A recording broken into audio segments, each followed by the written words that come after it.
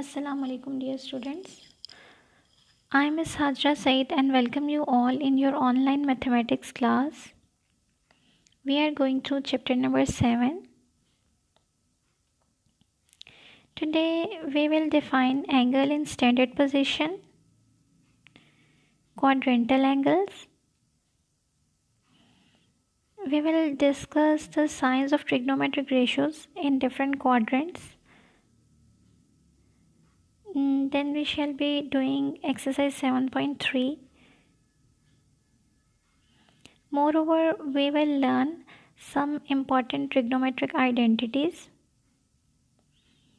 and after learning them we shall be able to do the questions of exercise 7.4 inshallah. So let's begin. First of all, we have the definition: angle in standard position. An angle is said to be in standard position if its vertex is at the origin and its initial side is directed along the positive direction of x-axis. तो आपने ये देखना है कि वैसे तो हमने angle की डेफिनेशन जो है वो चैप्टर के स्टार्ट में ही पढ़ी हुई है कि when two rays meet at a common point, जिसको हम कॉमन पॉइंट को वर्टेक्स कह देते हैं, तो वहाँ पे हमारा एंगल बनता है. लेकिन क्योंकि यहाँ पे हमने डिफ़ाइन करना है एंगल को स्टैंडर्ड पोजीशन में, तो इसकी डेफिनेशन में आपकी टू इम्पॉर्टेंट जो है वो मेन पॉइंट्स हैं. And that is the vertex must be at the origin, यानी हमारा जो एंगल है उसकी जो दोनों रेज हैं वो उनको मीट, जहाँ पे वो मीट करेंगे at point is called the vertex. The vertex must be at the origin. और दूसरी हमारा जो उसने सेकेंड पॉइंट है डेफिनेशन में, that is the initial side must be directed along the positive X axis. यानी ऐसा भी तो हो सकता था ना कि इनिशियल साइड को हम कहीं और ले लेते, क्वाड्रेंट के अंदर भी कहीं ले सकते हैं, किसी और एक्सिस पे भी ले सकते थे. लेकिन जो स्टैंडर्ड पोजीशन में आपका एंगल होगा उसके लिए the vertex must be at the origin and the initial side must be directed along the positive x-axis. So here is the related question. Exercise 7.3 question number 1. Locate each angle in standard position using protractor or fair free hand guess.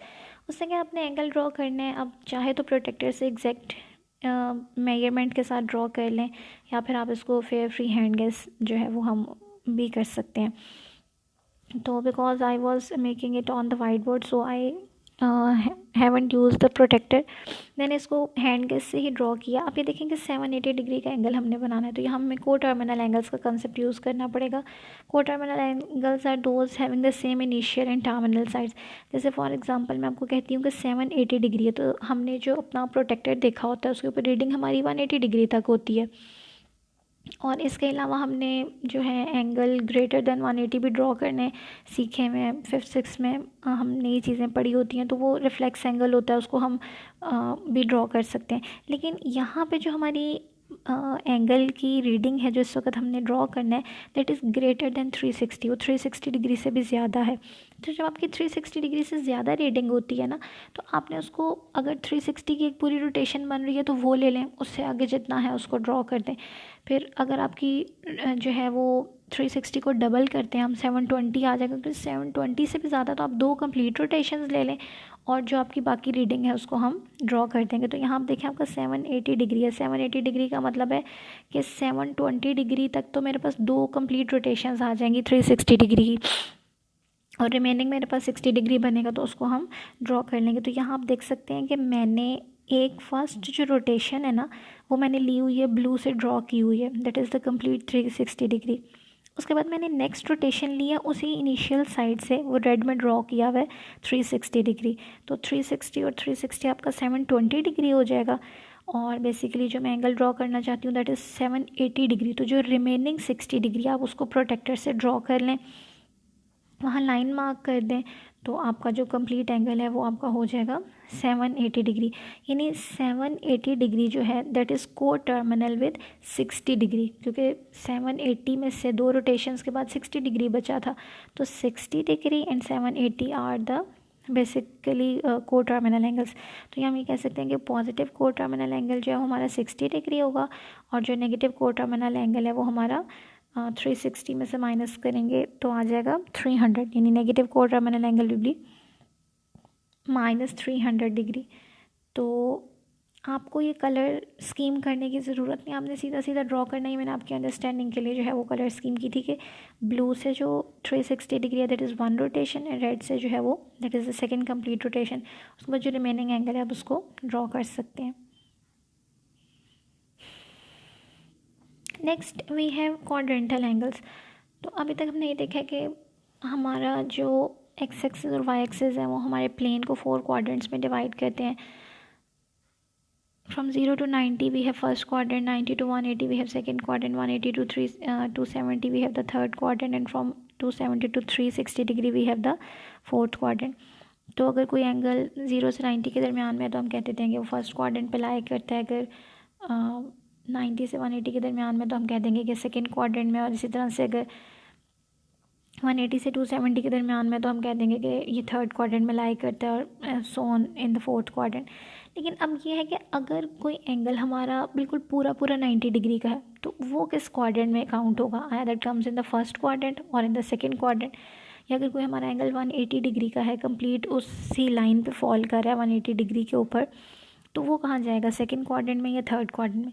तो जो quadrantal angle की definition है ना, basically that is the solution to this problem, कि जो angles हमारे axis के ऊपर लाई करेंगे, यानी एक्स एक्सिस के ऊपर या वाई एक्सिस के ऊपर लाई करेंगे, उनको हम कहते हैं they are called the quadrantal angles. यानी वो किसी क्वाड्रेंट के अंदर शामिल नहीं है, ना वो फर्स्ट क्वाड्रेंट में होंगे, ना सेकंड में, ना थर्ड में, ना फोर्थ में। उनकी एक अपनी आइडेंटिफिकेशन है, that is they are the quadrantal angles.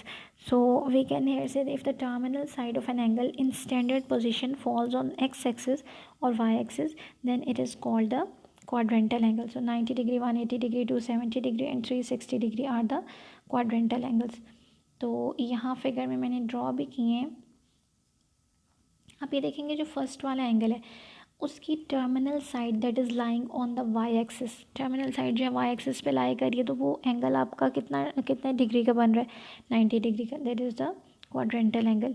And in the second figure you can see that the terminal side of the angle is lying on the x axis, negative side पे लाई कर है terminal side उसकी, तो वो हमारा हो जाएगा 180 degree. That is also the quadrantal angle. So here the related question is question number 2 of exercise 7.3. Identify the closest quadrantal angles between which the following angles lie. उसने कहा कि 156 डिग्री आपने बताना है कि इससे क्लोजेस्ट क्वाड्रेंटल एंगल्स कौन से हैं। तो आप सबसे पहले तो ये आइडेंटिफाई करें कि 156 डिग्री जो है ये किस क्वाड्रेंट में होगा। फर्स्ट में तो नहीं होगा, क्योंकि फर्स्ट में तो 0 से 90 के दरमियान वाले एंगल्स होते हैं, क्योंकि ये लाई करता है 90 से 180 के दरमियान में। सो 156 डिग्री जो आपको सेकेंड क्वाड्रेंट में होगा। तो आपने बताना है कि इससे क्लोजेस्ट क्वाड्रेंटल एंगल्स कौन से हैं, तो वो हमें नज़र ही आ रहे हैं कि वो 90 और 180 हैं। So the closest quadrantal angles are 90 degree and 180 degree. Next question number 3, it is exactly on the same lines. You have to do this by yourself. Next comes the trigonometric ratios. हमने देखने हैं signs of trigonometric ratios in different quadrants. तो you have already learned the trigonometric ratios in previous classes. मैं आपको एक बार review करा देती हूँ कि trigonometric ratios की बात वहाँ पे आती है जहाँ पे हमारे पास right triangle होता है. तो basically what is a right triangle? A right triangle is a triangle in which one of the angles is of 90 degree. यानी हमारे ट्राइंगल के 3 एंगल्स होते हैं, उनमें से एक एंगल अगर आपका 90 डिग्री है तो आपके बाकी दोनों एक्यूट एंगल्स होंगे, तो the triangle you will get will be a right triangle.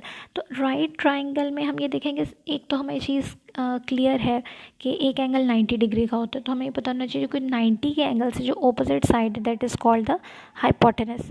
और इसके अलावा हमारे पास एक एंगल होता है जिसकी मतलब अकॉर्डिंग हम ट्रिग्नोमेट्रिक रेशियोज़ लेते हैं. फॉर एग्जांपल मैंने अगर एंगल को अपने नेम दिया विद थीटा, तो थीटा के सामने वाली जो साइड है that is always called the perpendicular, और जो थीटा के साथ वाली साइड है उसको हम कहते हैं बेस. तो यहाँ से जब हमें ये पता चल जाएगा कि एक side one of the sides is hypotenuse and one is base and one is the perpendicular, तो हमारे पास 3 साइड्स के 3 नेम्स आ गए हैं, परपेंडिकुलर, बेस और हाइपोटेनस. तो यहाँ से हमारे पास 3 ट्रिग्नोमेट्रिक रेशियोज़ भी आ जाएंगी.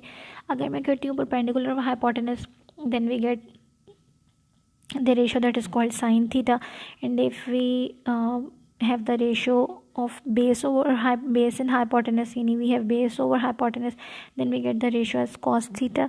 And for the ratio of perpendicular and base, we have this equals to tan theta. So tan theta is equals to perpendicular और base. These are the basic 3 trigonometric ratios, और 3 हमारे पास इनके reciprocals हैं, यानी 3 basic trigonometric ratios हैं, 3 इनके reciprocals हैं. Sign का रेसिप्रोकल कॉसेकेंट है, cosecant theta is equals to 1 over sine theta. Cos का रेसिप्रोकल आपके पास सीकेंट थीटा आ जाएगा, secant theta is equals to 1 over cos theta. और टेन थीटा का रेसिप्रोकल आपके पास आ जाएगा cot theta. So cot theta is equals to 1 over tan theta.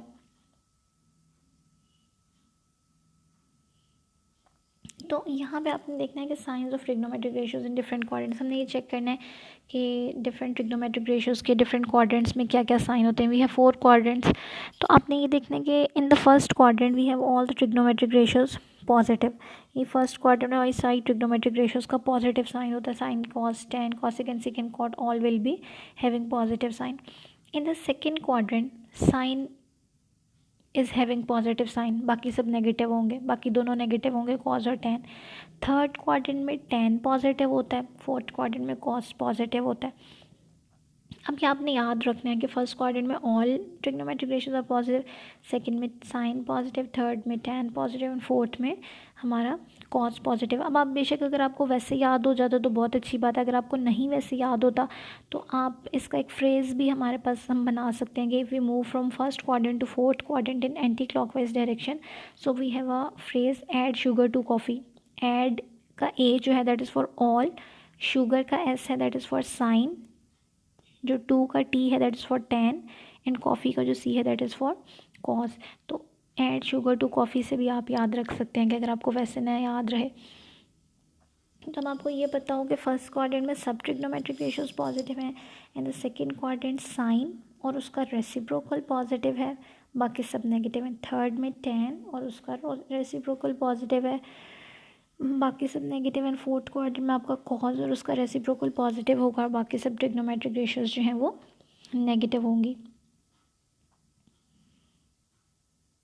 तो इसको देखते हुए हम क्वेश्चन नंबर 4 की तरफ मूव करते हैं. In which quadrant does theta lie when cos theta is less than 0 and sine theta is less than 0. उसने कहा कि आपका कॉस थीटा भी less than 0 and sine theta भी लेस देन 0 है, तो आपने बताना है कौन सा क्वाड्रेंट है. अब कॉस थीटा लेस देन 0 और साइन थीटा लेस देन 0 का मतलब है दोनों नेगेटिव हैं. हम इसको चेक कर लेते हैं. फर्स्ट क्वाड्रेंट में तो सब पॉजिटिव होते हैं, इस वजह से फर्स्ट क्वाड्रेंट नहीं हो सकता. सेकेंड क्वाड्रेंट में कॉस ज़रूर नेगेटिव होता है लेकिन साइन नेगेटिव नहीं होता, साइन पॉजिटिव होता है, इसका मतलब है सेकेंड क्वाड्रेंट भी नहीं है. अगर हम थर्ड क्वाड्रेंट में मूव करें, हाँ, तो थर्ड क्वाड्रेंट ऐसा है जहाँ पे कॉस भी नेगेटिव होता है और साइन भी नेगेटिव होता है. तो here are answer will be third quadrant. Fourth quadrant में भी अगर आप चेक करेंगे तो हाँ साइन नेगेटिव होगा तो कॉस पॉजिटिव होगा. So answer is third quadrant. तो ये आपका क्वेश्चन जो है it is too much simple, and मतलब ये इतना शॉर्ट है कि ये शॉर्ट क्वेश्चन भी नहीं, it is basically the MCQ. इस तरह की जो चीज़ें होती हैं वो आपके MCQs बन के आती हैं.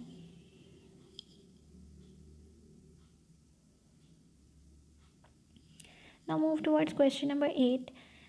If tan theta is equals to 4 by 3 and sin theta is less than 0, find the values of other trigonometric functions of theta. उसने कहा कि आपका tan theta 4 by 3 है, इसके साथ उसने हमें एक और कंडीशन दे दी है कि sin theta is less than 0, और उसने हमें कहा कि बाकी सारी ट्रिग्नोमेट्रिक रेशियोज हमने फाइंड आउट करनी है. आप यहाँ पे ये देखें कि tan थीटा पॉजिटिव है और साइन नेगेटिव है. तो tan थीटा पॉजिटिव किस किस क्वाड्रेंट में होता है, फर्स्ट में और थर्ड में. लेकिन फर्स्ट क्वाड्रेंट में साइन भी पॉजिटिव होता है, क्योंकि हमने ये पढ़ा ना फर्स्ट क्वाड्रेंट में all trigonometric ratios are positive. But here we are given that sine theta is negative. इसका मतलब है फर्स्ट क्वाड्रेंट तो हो नहीं सकता, लिहाजा हमारा थीटा लाई करेगा थर्ड क्वाड्रेंट में. Here tan theta is 4 by 3 as tan theta is positive in third and first quadrant, but since here sin theta is less than 0, so theta lies in third quadrant. इसका मतलब है theta हमारा third quadrant में लाई करेगा, first में लाई नहीं करेगा. तो हम इसकी सबसे पहले तो फिगर ड्रॉ कर लेते हैं इन थर्ड क्वाड्रेंट. जब हमने फिगर ड्रॉ किया ना इसकी थर्ड क्वाड्रेंट में, तो आपने ये देखना है कि tan theta is equal to 4 by 3 है.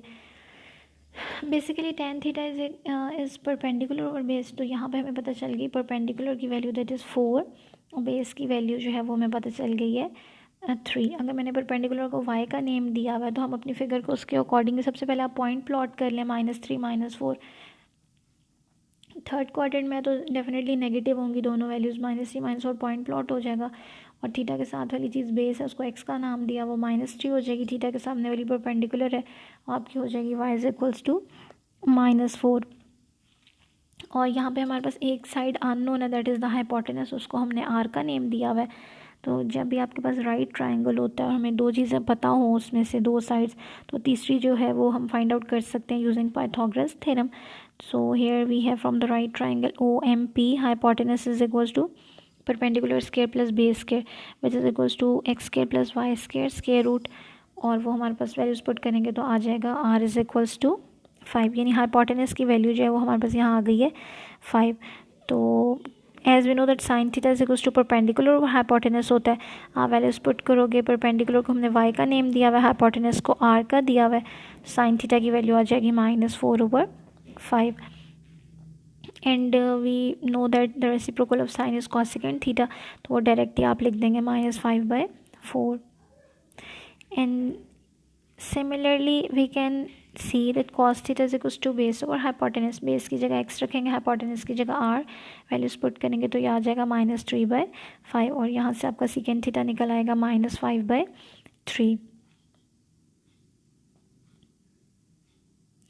Also from given we know that tan theta is equals to 4/3 है, उसी को रेसिप्रोकल करेंगे तो आपके पास कॉट निकल आएगा। यानी इस तरह से हमारे पास हमारी 6 ट्रिग्नोमेट्रिक रेशियोज, जिनमें से एक हमें दी हुई थी और बाकी 5 जो हम फाइंड आउट कर सकते हैं। Here question number 9 is left for you people to complete it as your home assignment। और आपने अपनी जो होम असाइनमेंट है वो 11 को जब इंशाल्लाह ताला आप आएंगे तो आपने अपनी साथ लेकर आनी है सारी कंप्लीट करके। Next we have question number 12, find the values of trigonometric functions without using tables और कैलकुलेटर। तो ये मैंने आपको इसका टेबल बनवाया हुआ ही नहीं, आपने उसने कैलकुलेटर यूज़ करके नहीं करना, आपने उसको टेक्निक से करना है। तो tan 30 डिग्री की वैल्यू हमने लर्न की हुई है 1/√3। इसके अलावा भी अगर आपको ऐसी कोई वैल्यू दी होती तो हमने टेबल में काफ़ी ज़्यादा वैल्यूज़ लर्न की जो हम उनको लिख सकते हैं directly. So here your exercise 7.3 ends. Moving towards exercise 7.4, first of all we shall see the basic trigonometric identities. सबसे पहले हम देखेंगे कि ट्रिग्नोमेट्रिक आइडेंटिटीज़ हमारे पास हैं। We have 3 basic trigonometric identities जिनको यूज़ करते हुए हमारी 7.4 इंशाल्लाह होगी। So your first trigonometric identity is sine square theta plus cos square theta is equals to 1। Second identity is 1 plus tan square theta is equals to secant square theta, and the third identity which is in the box is 1 plus cot square theta is equals to cosecant square theta। ये आपकी basic 3 trigonometric identities जो आपकी finger tips पे होनी चाहिए। इसके बाद जो नीचे रेड और ब्लू में दिया है, these are basically the deductions, यानी मैंने इन्हीं आइडेंटिटीज से कुछ रिज़ल्ट्स डिड्यूस किए हैं, और अगर मुझे वो रिज़ल्ट्स भी लर्न में कर लूँ तो मतलब मेरे क्वेश्चन जो हैं वो आप इजीली, अगर आप लर्न कर लें तो आप क्वेश्चंस इजीली सॉर्ट आउट कर सकते हैं, सॉल्व कर सकते हैं। अब अगर आपको ट्रिग्नोमेट्रिक आइडेंटिटीज़ बेसिक लर्न हो जाती है तो डिडक्शन बनाना कोई काम नहीं है। डिडक्शन में हमने सिंपली इसको अरेंज किया हुआ है कि अगर मैं साइन थीटा को एक साइड पे रख लूँ तो कॉस थीटा उस साइड पे जाके माइनस हो जाएगा, वो आपके पास आ जाएगा 1 माइनस साइंस के theta is equals to 1 minus cos के थीटा। इसी तरह से कॉस के theta is equals to 1 minus साइंस के theta. Similarly, from the identity 1 plus tan square theta is equals to secant square theta, we have the following deductions.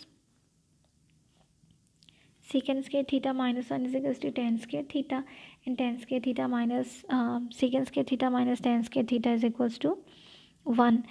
और इसी तरह से मेरे पास आ जाएगा 1 plus cot square theta is equals to cosecant square which is cosecant square theta which is the third identity. तो यहाँ से भी हमारे पास ये 2 डिडक्शंस आ जाएंगे। Cosecant square theta minus 1 is equals to cot square theta, cosecant square theta minus cot square theta is equals to 1। Exercise 7.4 पे आ जाए क्वेश्चन नंबर 7। स्मार्ट सिलेबस में आपका यहीं से स्टार्ट होता है। तो 1 minus sine theta into 1 plus sine theta is equals to cos square theta. ये हमने चीज़ प्रूव करनी है।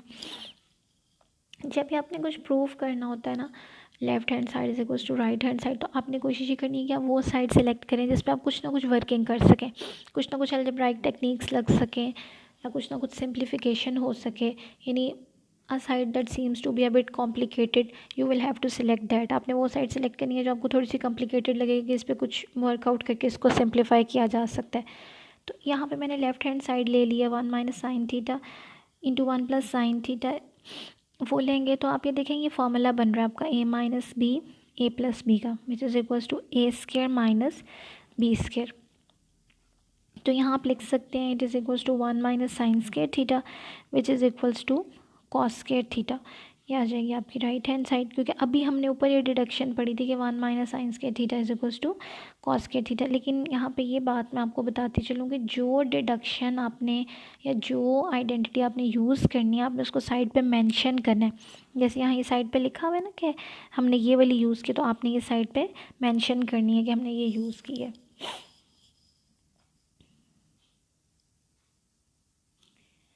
Next we have question number 11. Sin theta plus cos theta over tan square theta minus 1 is equals to cos square theta over sin theta minus cos theta. Left hand side ले लेते हैं sin theta plus cos theta over tan square theta minus 1. अब देखें यहाँ आपको tan नज़र आ रहा है. tan can be written as sin over cos. तो सबसे पहले हम tan को चेंज कर लेते हैं sin over cos में. स्केयर है तो ये हो जाएगा साइन स्क्वायर थीटा और कॉस स्क्वायर थीटा।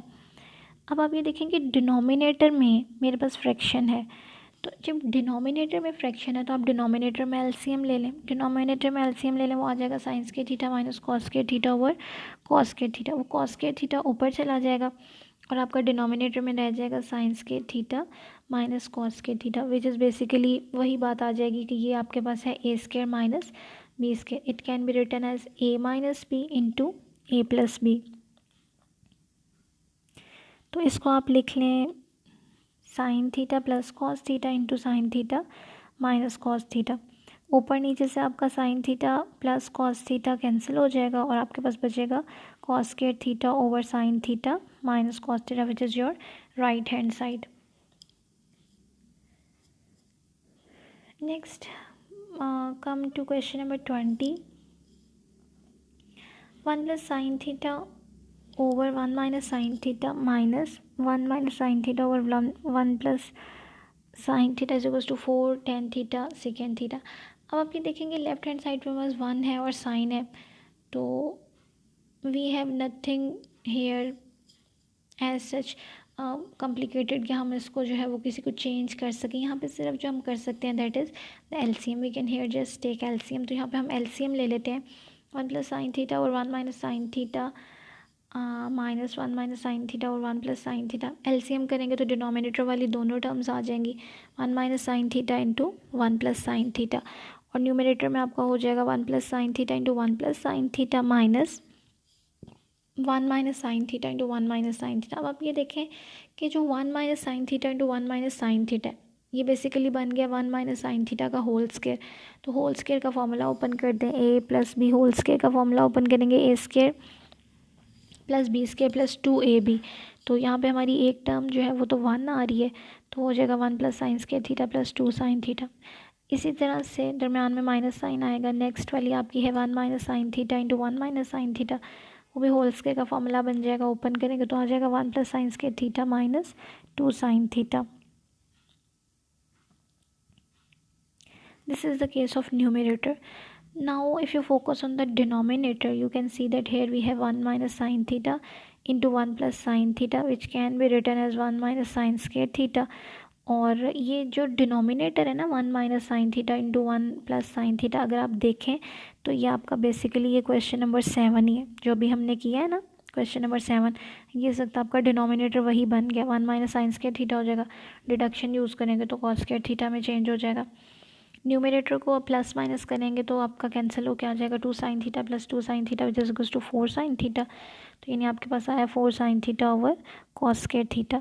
जो कॉस स्क्वायर थीटा ना उसको लिख लें cos theta into cos theta.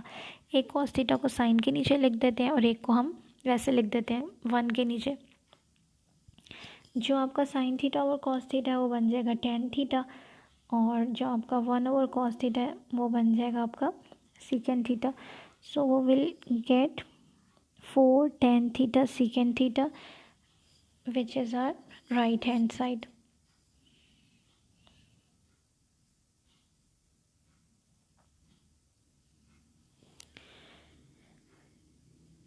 Next we have question number 24, which is the last question of this exercise. Square root secant theta minus 1 over secant theta plus 1 over secant theta minus 1 is equals to secant theta plus 1 over tan theta. तो selecting left hand side we have square root secant theta plus 1 over secant theta minus 1.